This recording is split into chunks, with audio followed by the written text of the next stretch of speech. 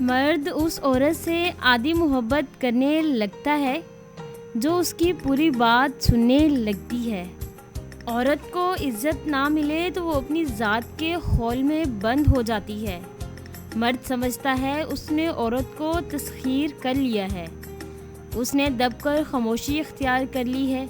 بے وقوف یہ نہیں جانتا کہ یہ خاموشی مرد ذات کی نفی کے لیے اختیار کی گئی ہے، اور اس چپ کے پردے میں فقر، بیزاری، نفرت اور مصلحت کے جذبے پوشیدہ ہیں۔ مرد کو اپنے سامنے اونچا بولنے والی عورت اچھی نہیں لگتی، تو کیا عورت کو اپنے سامنے اونچا بولنے والا مرد اچھا لگتا ہے؟ نہیں، عورت کو بھی وہ مرد زہر لگتا ہے جو اس پر چیخے، چلائے یا اس پر ہاتھ اٹھائے اور اسے دوسروں کے سامنے بے عزت کرے۔ دنیا داری دیکھی جائے تو عورت کی شادی سسرال والوں سے ہوتی ہے۔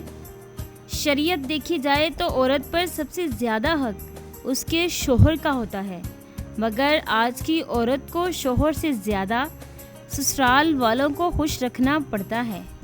کہتے ہیں اولاد مرد کے نصیب کی اور دولت عورت کے نصیب سے ہوتی ہے، لیکن عجیب ہے کہ دولت کی کمی ہو تو عورت منہ پھیر لیتی ہے اور بے اولاد عورت کا شوہر دوسری شادی کے خواب دیکھنے لگتا ہے۔ جوانی میں مرد کو ہر عورت اچھی ہی لگتی ہے اور عورت کو ہر مرد کی محبت سچی لگتی ہے۔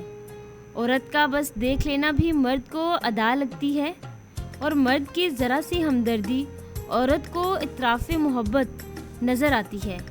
یہ عمر اسی طرح کی بے وقوفیوں کی ہوتی ہے اور دل کو خواب دیکھنا اچھا لگتا ہے تو ہوتا یوں ہے کہ ذرا سا خیال بھی کسی کا آ جائے تو ہمیں لگتا ہے کہ ہمیں محبت ہو گئی، یا کسی کی کوئی بات ہمیں پسند آ جائے تو ہمیں لگتا ہے کہ اس کو ہم سے محبت ہو گئی ہے، اور پھر زندگی کے بہت بڑے فیصلوں پہ ہم جلد بازی کر دیتے ہیں۔